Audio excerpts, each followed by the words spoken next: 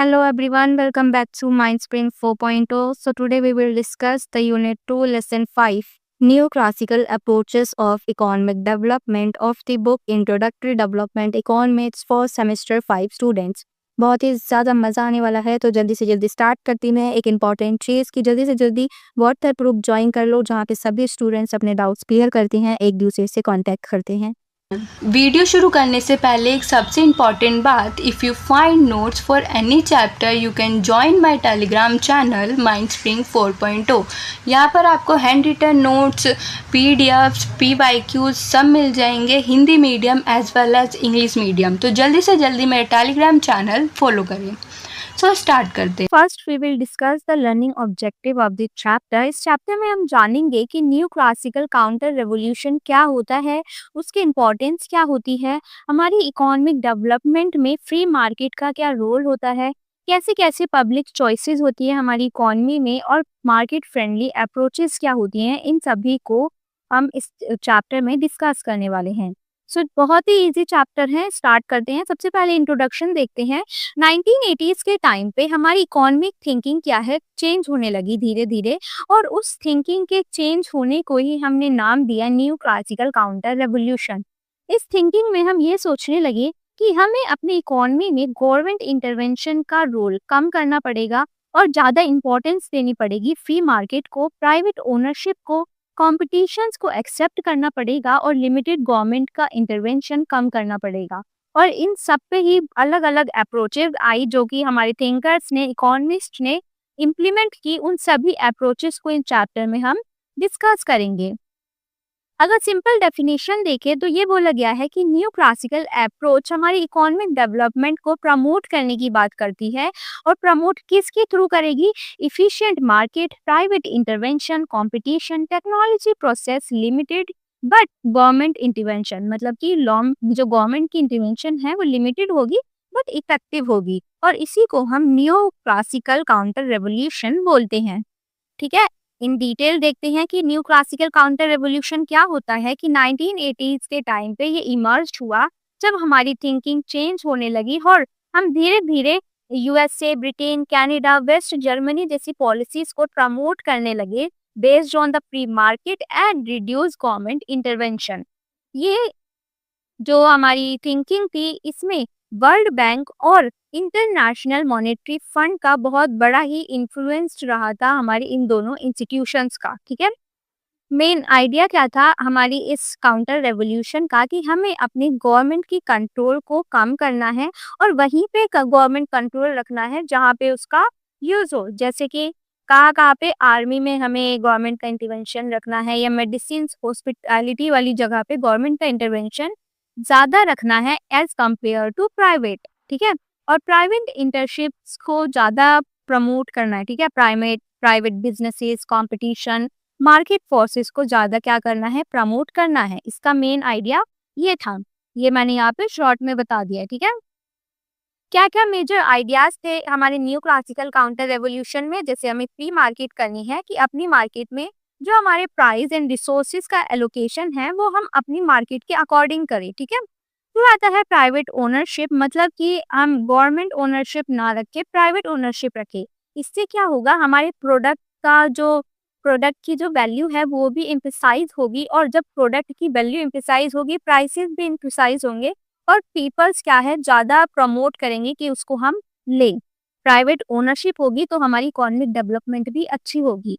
Limited government रखे, क्योंकि government क्या है, पुअर पीपल्स के लिए हम रखते हैं। गवर्नमेंट पुअर पीपल्स के लिए ज़्यादा काम करती है। ठीक है, और जब हम पुअर पीपल्स को ही ज़्यादा प्रमोट करेंगे तो हमारी इकोनॉमिक डेवलपमेंट्स नहीं हो पाएगी। इसीलिए बोला गया कि गवर्नमेंट का हम अननेसेसरी इंटरफेयर नहीं करेंगे, उसको हम अवॉइड करेंगे अपनी इकोनॉमिक एक्टिविटीज़ में।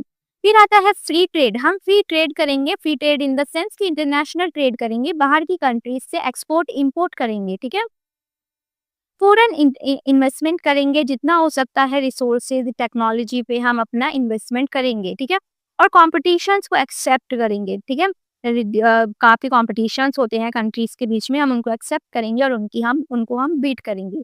ये पूरा था न्यू क्लासिकल काउंटर रेवोल्यूशन का मेन आइडिया। अब न्यू क्लासिकल काउंटर रेवोल्यूशन में 3 मेन अप्रोचेज आती हैं जो कि इस चैप्टर में मेनली डिस्कस करनी है। ठीक है, हमने ये जान लिया है कि न्यू क्लासिकल काउंटर रेवोल्यूशन क्या होता है। अब इसके हम 3 अप्रोचेस को मेनली जो न्यू क्लासिकल में होती हैं उनको डिस्कस करेंगे। फर्स्ट आता है free market approach, public choice approach and market friendly approach. Free market approach में हम अपनी गवर्नमेंट का इंटरफेरेंस कम रखते हैं और ज़्यादा एक्सपोर्ट इंपोर्ट करते हैं बाहर की कंट्री से। फिर आता है पब्लिक चॉइस अप्रोच, यहाँ पे ऑफिशियली गवर्नमेंट का इंटरवेंशन होता है, जहाँ पे गवर्नमेंट का काम होना चाहिए और कुछ पॉलिटिकल एक्टर्स होते हैं जो कि यहाँ पे इन्वेस्ट करते हैं। उस अप्रोच को कहते हैं पब्लिक चॉइस अप्रोच। फिर आता है market friendly approach. Market friendly approach में हम मार्केट को ज़्यादा इंपॉर्टेंस देते हैं, बट गवर्नमेंट भी काफ़ी बार क्या होता है, government can correct market failure. Government क्या है, मार्केट फेलियर को सही करती है और प्रोवाइड करती है हमें नेसेसरी इंफ्रास्ट्रक्चर एंड सर्विसेज को। ये होता है मार्केट फ्रेंडली अप्रोच। यहाँ पे हमने सिर्फ थोड़ा इंट्रो पढ़ा है, इन डिटेल हम अब पढ़ते हैं, ठीक है। फर्स्ट आता है फ्री मार्केट अप्रोच। यहाँ पे बोला गया है फ्री मार्केट अप्रोच आर्ग्यू करती है कि हमें अपनी मार्केट में इंडिविजुअल्स और बिजनेसेस को ज़्यादा प्रमोट करना चाहिए। जो इंडिविजुअल्स होते हैं, प्राइवेट बिजनेसेस होते हैं, उनको ज़्यादा प्रमोट करना चाहिए और उन्हें अलाउ करना चाहिए कि हमारी इकोनॉमी में इन्वेस्ट करें as compared to government investment, ठीक है। अभी कैसे काम करता है, यहाँ पे जो प्राइजेस होते हैं वो हमारी डिमांड एंड सप्लाई, क्या ये हमारे जो प्राइजेस होते हैं डिमांड और सप्लाई के बेस पे होते हैं। बिजनेसेस डिसाइड किए जाते हैं according to the production of market signal, कि मार्केट में क्या चाहिए उसका हम प्रोडक्शन करेंगे, इससे हमारी इकोनॉमिक डेवलपमेंट और तेज होगी। फिर आता है वर्कर रिस्पॉन्स टू वेजेस। जो हमारे वर्कर होते हैं उनको वेजेस एंड एम्प्लॉयमेंट अपॉर्चुनिटीज मिलती है। कॉम्पिटिशन्स आते हैं, काफ़ी हम एनकरेज करते हैं कॉम्पिटिशन्स को। एंड हमारी रिसोर्सेज क्या है, बहुत ही प्रोडक्टिविटी यूज़ के लिए, ज़्यादा प्रोडक्टिव यूज़ के लिए काम किए जाते हैं। इसको ही बोलते हैं मार्केट अप्रोच, ठीक है। अब इसकी ज़रूरत क्या है हमारी न्यू क्लासिकल इकोनॉमिक्स में, ठीक है। फर्स्ट ये है कि ये मार्केट को ज़्यादा इंफॉर्मेशन प्रोवाइड करती है और प्राइसेस का ज़्यादा इंफॉर्मेशन रहता है हमारी मार्केट में। दूसरा इंपॉर्टेंस ये है कि ये कंपटीशन को इम्प्रूव करती है। तीसरा है कि प्राइवेट फर्म्स को इम्प्रूव करती है। फिर आता है फ्री ट्रेड के लिए एक्सेप्टेंस देती है, इंक्रीज करती है। एंड लास्ट है कि फॉरेन इन्वेस्टमेंट जैसे कैपिटल एंड टेक्नोलॉजी पे ज़्यादा इंपॉर्टेंस देती है। तो इसीलिए हम न्यू क्लासिकल काउंटर रेवोल्यूशन में फ्री मार्केट को ज़्यादा सपोर्ट करते हैं। आई होप आपको ये समझ आ गया होगा। अब हमारा आता है public choice approach. Public choice approach को हम न्यू पॉलिटिकल इकोनॉमिक अप्रोच भी बोलते हैं, क्योंकि यहाँ पे पॉलिटिकल और गवर्नमेंट का ज़्यादा इंटरवेंशन होता है हमारी डिसीजन मेकिंग में, ठीक है। इसीलिए हम इसको पब्लिक चॉइस अप्रोच कहते हैं। क्यों ज़्यादा रोल होता है, क्योंकि यहाँ पे बोला गया है पब्लिक चॉइस और government and political decision making, मतलब कि जो गवर्नमेंट होती है और जो हमारी पॉलिटिकल पार्टीज होती हैं, ये सब मिलके हमारी पब्लिक की चॉइस को फुलफिल करती हैं, इसी के अकॉर्डिंग डिसीजंस लेती हैं। इसीलिए इसको पब्लिक चॉइस अप्रोच बोला जाता है। It argues that government officials, ये कहाँ कहाँ होते हैं, जैसे गवर्नमेंट ऑफिशियल्स हो गए, पॉलिटिशियंस हो गए, ब्यूरोक्रेट्स हो गए, एंड एवरी सिटीजन इसमें इंटरेस्ट लेती है, ठीक है। मेन आर्ग्यूमेंट्स देखते हैं, जैसे अब क्या क्या इससे इफेक्ट पड़ता है। जैसे पॉलिटिशियंस जो है मेन फोकस करती हैं पॉलिसीज पे, ऐसी पॉलिसीज को इम्प्लीमेंट करती है जो हमारी पीपल की पावर और पीपल की हेल्प करे, ठीक है। दूसरा आता है ब्यूरोक्रेट्स। ब्यूरोक्रेट्स इन्फ्लुएंस करती है, हमारी रिसोर्सेज को इंक्रीज करती है। फिर आता है गवर्नमेंट इंटरवेंशन। यहाँ पे गवर्नमेंट का इंटरवेंशन एज कम्पेयर टू ज़्यादा होता है बाकी अप्रोच से। फिर आता है करप्शन एंड ग्रांट सीकिंग। यहाँ पे जो भी वेस्टेड इकोनॉमिक रिसोर्सेज होते हैं उसकी करप्शन एंड रेंट सीकिंग को भी देखा जाता है। रेंट सीकिंग का मतलब क्या होता है, व्हेन इंडिविजुअल और groups try to obtain economic benefit. जब हमारे इंडिविजुअल और ग्रुप्स चाहते हैं कि हमें इकोनॉमिक डेवलपमेंट मिले, किसके through, political influence rather than economic activity, मतलब कि जो हम इकोनॉमिक एक्टिविटी का प्रोडक्शन कर रहे हैं उसको ना चाहते हुए पॉलिटिकल इन्फ्लुएंस ज़्यादा होता है, और पॉलिटिकल इन्फ्लुएंस की वजह से हमें इकोनॉमिक बेनिफिट्स मिलते हैं, उसको रेंट सीकिंग बोलते हैं। तो ये था हमारा public choice approach. I hope आपको समझ आ गई होगी। कोई भी डाउट है तो आप मेरे से कमेंट सेक्शन में पूछ सकते हैं। अब हमारा आता है market friendly approach. Market friendly approach हमारी फ्री मार्केट अप्रोच से थोड़ी कम क्या होती है, स्ट्रिक्ट होती है। क्यों? क्योंकि यहाँ पे मेनली फोकस किया जाता है मार्केट ग्रो करने पे, ठीक है। मार्केट की बिल्डिंग्स, इंफ्रास्ट्रक्चर, इन सब चीजों पे ध्यान दिया जाता है मार्केट फ्रेंडली अप्रोच में। अगर देखा जाए तो गवर्नमेंट का बस यूजफुल रोल होता है इस अप्रोच में। ज्यादा फोकस हम मार्केट की वर्किंग पे लगाते हैं कि मार्केट को हम कैसे इफेक्टिवली प्रोग्रेस कर सकते हैं मार्केट की, उस पे ज्यादा रोल इस पे किया जाता है, ठीक है। अगर कुछ देखा जाए क्या-क्या यूज़फुल इंटरवेंशन होती है हमारी गवर्नमेंट की, तो बिल्डिंग्स बनाने में, रोड्स बनाने में, इंफ्रास्ट्रक्चर में, जैसे एजुकेशन और हेल्थ प्रोवाइड करने में, प्रॉपर्टी राइट्स को प्रोटेक्ट करने में, लॉ एंड ऑर्डर को मेंटेन करने में, तो ये सब कुछ इंटरवेंशन होती है जो मार्केट अप्रोच में हम मेनली गवर्नमेंट का इंटरवेंशन यहाँ पे यूज़फुल होता है और यही सब गवर्नमेंट करती है। आई होप आपको ये समझ आ गया होगा। सो ये तीनों थी pre market, public choice and market friendly approach. यहाँ पे मैंने छोटा सा एक दे दिया है आपको टेबल, जहाँ से आपको अच्छे से बिल्कुल समझ आ जाएगा, क्विक रिवीजन हो जाएगी, ठीक है। सो आई होप आपको ये समझ आ गया होगा। अब हमारा नेक्स्ट टॉपिक आता है classical new classical growth theory. तो हमारी classical new classical growth theory है, ये मेनली एक्सप्लेन करती है कि कैसे एक इकोनॉमी ग्रो होगी capital accumulation, labour and technology progress के साथ। इस थ्योरी में एक मॉडल हमें दिया गया है जिसका नाम है सोलो ग्रोथ मॉडल। और सोलो ग्रोथ मॉडल क्या है ये देखते हैं हम, जो कि इस क्लासिकल थ्योरी को एक्सप्लेन करता है, ठीक है। Solo new classical growth model जो मेनली डेवलप्ड किया गया था हमारे इकोनॉमिस्ट रॉबर्ट सोलो ने किया था, और तभी इसका मॉडल का नाम Solow new classical growth model है। It became one of the most important theory. ये एक one of the most important theory है क्योंकि ये एक्सप्लेन करती है लॉन्ग रन इकोनॉमिक ग्रोथ को, कि लॉन्ग टाइम में हम कैसे इकोनॉमिक ग्रोथ करते हैं। अगर इन सिंपल डेफिनेशन में बताया जाए तो सोलो मॉडल ये है कि हमारी इकोनॉमी कैसे ग्रोथ करेगी कैपिटल एक्यूमुलेशन, लेबर ग्रोथ और टेक्नोलॉजी प्रोग्रेस के साथ। इस मॉडल में जो मेनली फैक्टर्स हैं वो है कैपिटल, लेबर एंड टेक्नोलॉजी। अब कैपिटल क्या होती है, जो भी हम फिजिकल चीजें अपनी लगा रहे हैं, फिजिकल एसेट्स लगा रहे हैं, किसी भी फिजिकल एसेट्स लगा रहे हैं, इन्वेस्टमेंट कर रहे हैं मशीन्स पे, फैक्ट्रीज पे, बिल्डिंग्स पे, टूल्स पे, ये सब हमारी क्या होती है, कैपिटल होती है। और सोलो मॉडल जो है ये अज्यूम करता है कि हमारी जो कैपिटल है वो हमें उतने ही रिटर्न्स देगी इन इन फॉर्म ऑफ प्रॉफिट, ठीक है। यही यहाँ पे बोला गया है।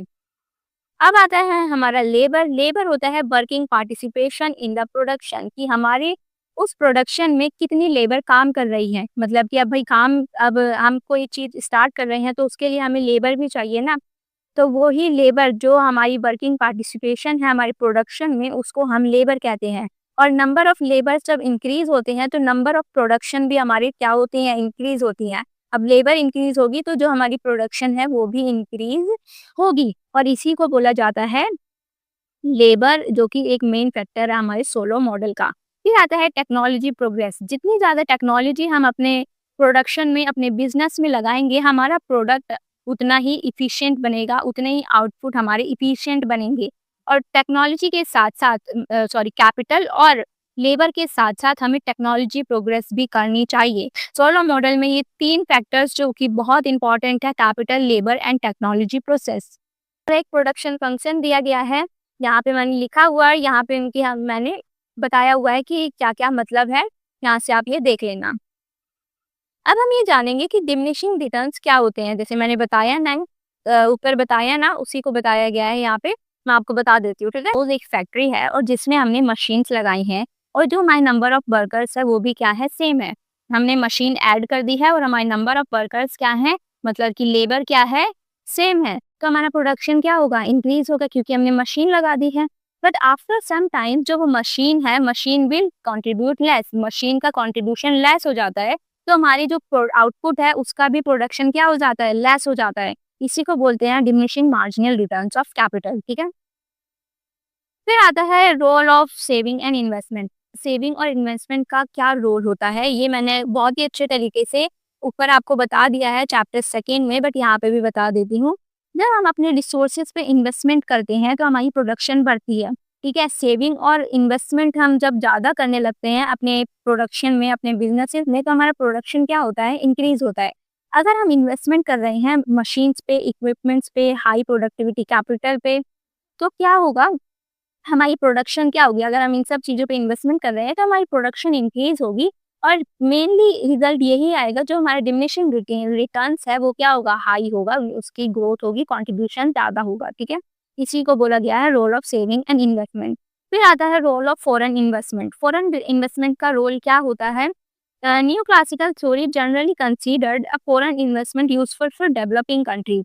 ये बोला गया है कि न्यू क्लासिकल थ्योरी ये बोलती है कि जो हमारी डेवलपिंग कंट्रीज के लिए इन फॉरेन इन्वेस्टमेंट बहुत ज़्यादा यूजफुल है, क्योंकि उन्हें एडिशनल कैपिटल मिलती है, न्यू टेक्नोलॉजीज मिलती है, मार्जिनल नॉलेज मिलती है, एम्प्लॉयमेंट अपॉर्चुनिटी मिलती है, इंटरनेशनल मार्केट का एक्सेस मिलता है फॉरेन इन्वेस्टमेंट करने से। इसीलिए बोला गया है कि डेवलपिंग कंट्रीज को फॉरेन इन्वेस्टमेंट करनी चाहिए, उनके लिए क्या है? यूजफुल है। यही बोला गया है रोल ऑफ फॉरेन इन्वेस्टमेंट। फिर हम देखते हैं रोल ऑफ इंटरनेशनल ट्रेड। जब हम इंटरनेशनल ट्रेड करते हैं, अपने गुड्स को एक्सचेंज करते हैं, अपने गुड्स एंड सर्विसेज को एक्सचेंज करते हैं, तो हमारी लर्निंग बढ़ती है इससे, ठीक है? हम और ज़्यादा एडवांस इकोनॉमी बनाने की सोचते हैं, न्यू टेक्नोलॉजीज को अडॉप्ट करते हैं। जब हम न्यू टेक्नोलॉजी को अडॉप्ट करेंगे तो हमारा प्रोडक्शन मेथड भी बहुत इम्प्रूव होगा, हमारी प्रोडक्शन बढ़ेगी। इसी यही रोल होता है इंटरनेशनल ट्रेड का। इन सिंपल कहिए तो हम ट्रेड करेंगे, हमारे से टेक्नोलॉजी क्या होगी? ट्रांसफ़र होगी, उनकी टेक्नोलॉजी हमारे पास आएगी, हमारी टेक्नोलॉजी उनके पास जाएगी। हाई प्रोडक्टिविटी होगी, हाई प्रोडक्टिविटी होगी तो हाई आउटपुट आएँगे और इससे हमारी इकोनॉमिक ग्रोथ होगी। तो ये था रोल ऑफ इंटरनेशनल ट्रेड। यहाँ पे हमारा पूरा ओवरऑल चैप्टर खत्म होता है। ये क्विक ये कंक्लूजन है जो कि हम चैप्टर में पढ़ा है, ये सब यही है। सो आई होप आपको समझ आ गया होगा और कोई भी डाउट है तो आप मेरे से कमेंट सेक्शन में पूछ सकते हैं। यहाँ पे कुछ स्ट्रेंथ एंड लिमिटेशंस जो है बताई गई हैं, ये आप पढ़ लेना, ये आपके कंक्लूजन में है, मेनली चैप्टर में नहीं बताया बट मैंने लिख लिया क्योंकि आ सकते हैं, ठीक है? ये आप मेरे नोट्स में रीड कर लेना। नोट्स आपको मिल जाएंगे मेरे टेलीग्राम चैनल माइंडस्प्रिंग 4.0 पे और कोई भी डाउट है तो बेझिझक आप मेरे से कमेंट सेक्शन में पूछ सकते हैं। यहाँ पे कुछ क्विक कंपैरिजन दे दिया है मैंने, क्विक रिवीजन नोट्स है, ये आपको पढ़ने में बहुत मदद करेंगी, तो प्लीज़ इनको पढ़ना, ठीक है? आपके लिए ही बना रही हूँ फ्री ऑफ कॉस्ट, अगर आपको पढ़ने में क्या जा रहा है और इतनी ईजी वे में मैं आपको समझा रही हूँ, नोट्स बना रही हूँ, तो प्लीज़ मेरी मोटिवेशन के लिए एक लाइक सब्सक्राइब ज़रूर कर देना, क्योंकि मैं भी चाहती हूँ कहीं से मुझे मोटिवेशन मिले। तो यहाँ पे मैंने short question and long question भी बना दिए हैं, आपकी रिवीजन में हेल्प करेंगे, ये अपने आप से सॉल्व करना, ठीक है? कोई भी डाउट है तो आप मेरे से कमेंट सेक्शन में पूछ सकते हैं या फिर मेरे व्हाट्सएप ग्रुप को चैनल कर सकते हैं, लिंक मेरे डिस्क्रिप्शन में मिल जाएगा या मैं कमेंट सेक्शन में भी दे दूंगी। Thank you for watching.